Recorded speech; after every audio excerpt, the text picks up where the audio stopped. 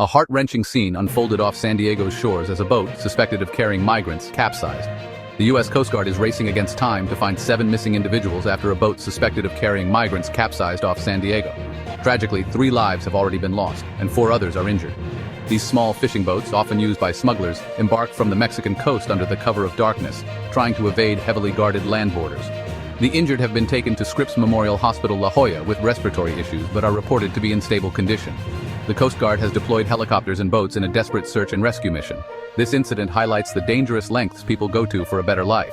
If this story moved you, please comment, like, share, and subscribe to our channel for more updates. Thank you for watching News Digests.